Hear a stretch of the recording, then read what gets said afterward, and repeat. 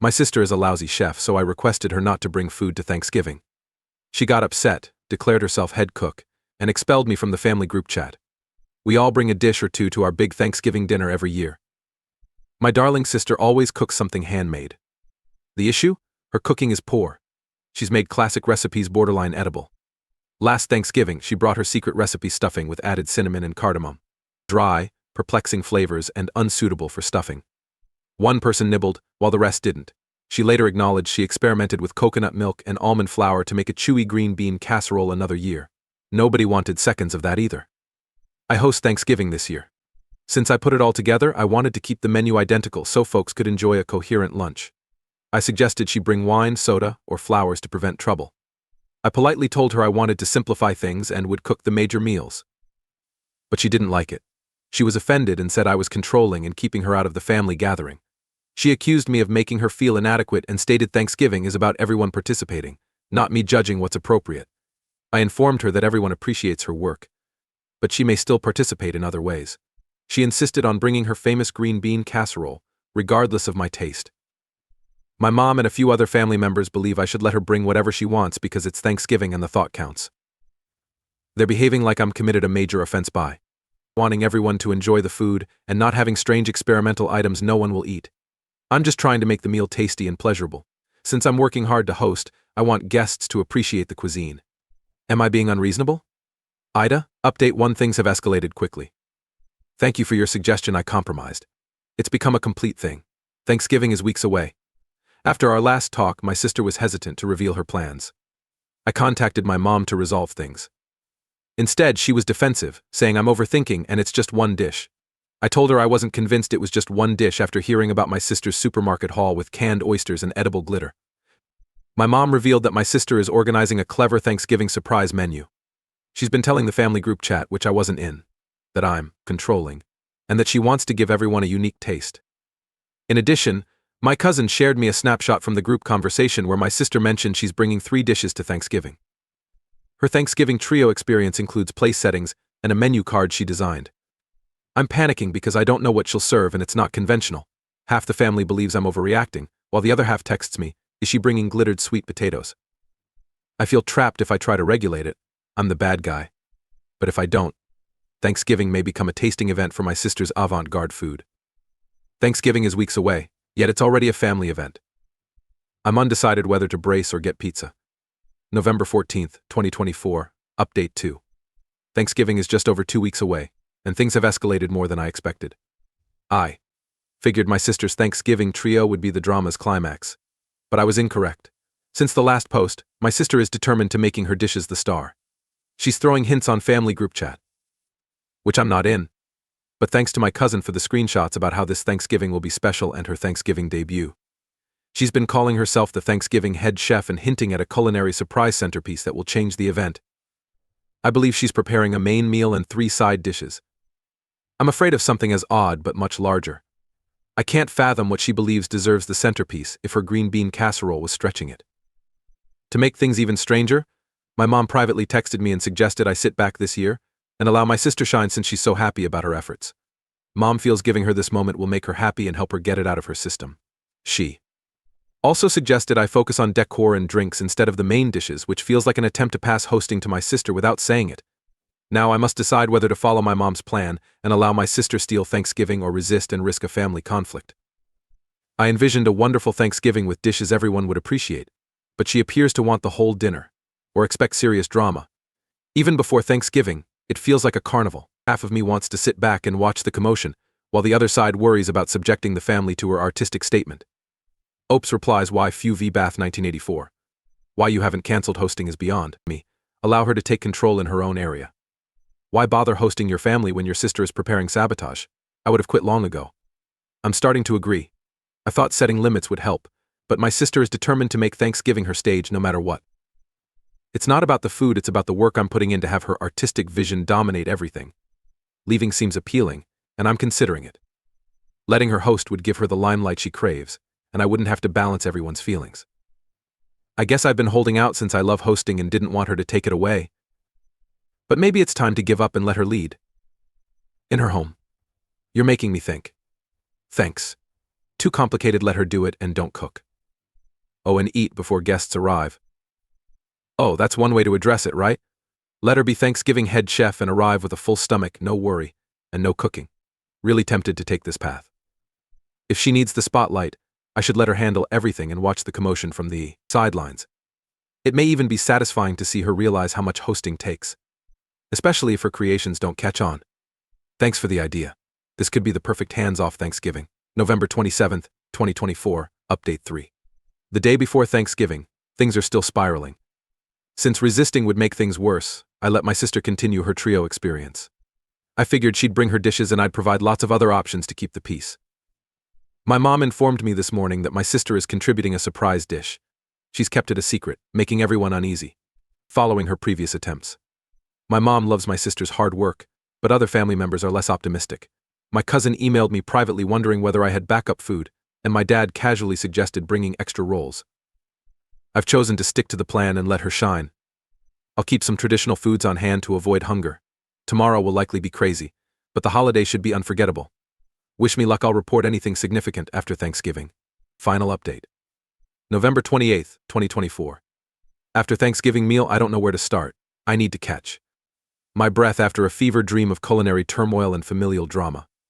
Since what happened deserves a Netflix special, my cousin and I are going out for drinks to discuss it. When I return home, I'll publish images, but for now, let me explain. I should have expected my sister to arrive early. She rushed in with her 3 dishes and a huge foil-wrapped plate, apparently attempting to make a big deal. She instantly rearranged the table, pushing my dishes aside to make room for hers. I think she brought a table runner and candles to set the scene for creative dining. I chose not to argue with her since I just wanted to sleep without a fuss. It was her trio experience. Basically it was all I feared and more. Her sparkly sweet potato mash tasted like sugar and sand. I didn't realize the glitter was Kraft glitter until one of the kids exclaimed, "This is crunchy," and I looked closer. Cranberry oyster relish followed. Oysters and cranberries. Someone dropped jam into clam soup, and the fragrance alone made me gag. Finally, she brought a pumpkin curry dish with raisins and a strange fishy fragrance that lingered too long. However, her turkey gelatin mold centerpiece was the star. Yes, she blended ground turkey with broth and seasonings to make a shaky, translucent turkey mold. Her festive garnishes included parsley and cherry tomatoes. I hope I was kidding. The table went silent when she revealed it, save for my cousin, who coughed to hide a giggle. Everything peaked when my mom, who has been defending her, took one bite of the gelatin mold and just froze. Though she didn't speak, her expression showed regret. After seeing the lack of enthusiasm, my sister gave a long spiel about how Thanksgiving meal is dull and how she's attempting to test our palates. That someone serving glitter sand potatoes considered my ham and mashed potatoes uninspiring was rich. The breaking point was when my aunt, the peacekeeper, gagged on the gelatin mold. She attempted to be courteous, but my sister observed her reaction and snapped. She yelled about how hardly anyone in the family supports her and how our food is old-fashioned. She even accused me of undermining her dishes by not promoting them enough. Half the table was trying not to laugh, while the other half was staring at their dishes, undoubtedly wondering how we got here. "When I'm renowned, you'll regret not appreciating my vision," my sister said before storming away. After supper, my cousin and I silently tossed out most of her food. After the anxiety subsided, the night was great. My dad's emergency ham saved the day, and everyone agreed to go to a restaurant or avoid Thanksgiving next year. I'm sitting here wondering how this become my life. If you want to see the turkey gelatin mold, I'll upload images later. For now, I'm going to get a drink or 3 with my cousin to laugh and cry at what happened. This Thanksgiving was incredible, and I don't know whether to be grateful it's gone or prepare for my sister's next year mayhem. Photos will be worth waiting for. Next, granted my daughter $50,000 to pay for college while her siblings got $100,000 apiece. My middle daughter won't talk to us and wants the same wedding cost. I'm 50M and have 3 kids: 35F Sarah, 25F Jessica, and 23M Ben. My wife and I had Sarah at 16. It was hard, but our parents helped. We could finish college while raising her. Our finances were insufficient to assist her pay for college. She borrowed and paid for them. We saved for her siblings Jessica and Ben, who had a $100,000 college fund and no debt, after our blunders. Sarah never complained. She graduated, found a great job, and paid off her loans in 3 years while staying with us to save. She has also helped us babysit her younger siblings and has always been altruistic and helpful, possibly to a fault. When she told me 5 years ago she was getting married, I told my wife how horrible I felt we never done anything for her, and that I wanted to give her my grandmother's money, roughly $50,000, to pay for her wedding and house down payment. Thankfully, my wife agreed, and even though she didn't need it, I know she valued it. This is the issue. We thought we would give Jessica a similar gift for her wedding next year. She was shocked when I informed her we seldom discuss such ideas and didn't have the budget to do so. She said it wasn't fair that we paid for her sister but not her. I explained that we spend twice as much on her and her brother as Sarah in the long term. However, she said Sarah was wealthy, stating that Sarah and her husband had paid off their house and were financially secure. I assured her this had nothing to do with her sister's wealth. We finally got to do something for our oldest kid, who had to give so much because we had her so early.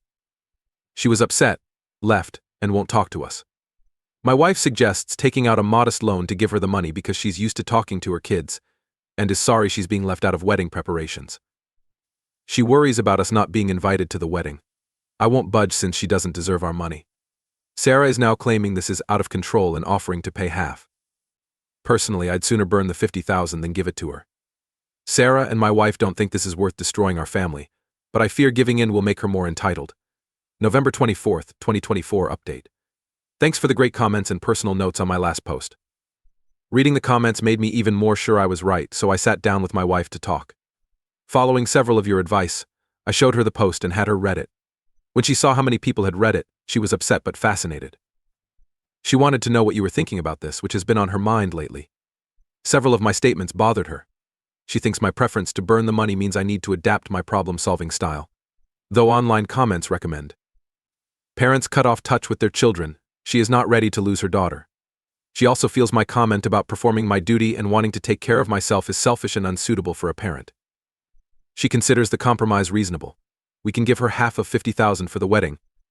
This manner we can use our funds to cover most costs, borrow from Sarah if needed, and repay her within a year. I immediately told her no. I told her we could separate our finances and she could work full-time to help Jessica pay for the wedding. I made it plain I was done. As selfish as it sounds, I don't owe Jessica anything anymore and want to enjoy my life, she said. As usual, that I am stubborn and would do that to keep the family together. I told her that was all right but not to whine about her health when she returned to work full-time. She told me she liked my proposal a few days ago. We plan to deposit our monthly costs into a joint bank account. After that, we can spend our own money as we like. We set aside an emergency savings account balance and shared the rest 50/50. I even agreed to pay 60% of our combined expenses. Since we'll have many bank accounts for the first time, I'm nervous. I think she suggested about working extra hours with her manager, but I don't want to become involved. I told Sarah I don't think giving Jessica money is a good idea. Sarah says she wants to help. She agrees with me but doesn't want their mom to work full-time. She said she wanted to help their mom, not Jessica. I told her it was her money and she could do what she wanted, but like her mom, I wouldn't get involved. I emailed Jessica an email about my feelings before writing this piece. I stated my position and said she may decide my wedding involvement. I don't expect a response, but I'll see. OP answered with this information in the comments. Our agreement prohibits her from taking out interest-bearing loans, something I omitted to mention in my post. She can borrow money from friends or family. But I don't want another bank loan.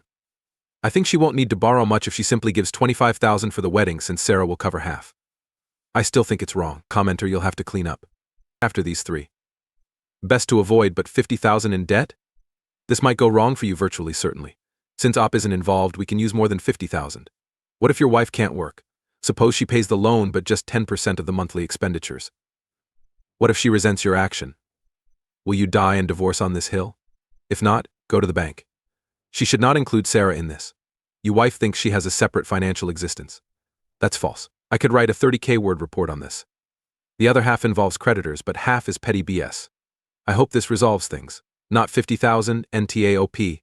I know I didn't explain well. Our wedding budget is $25,000, which my wife and Sarah will share. She considers this a fair compromise, but I disagree.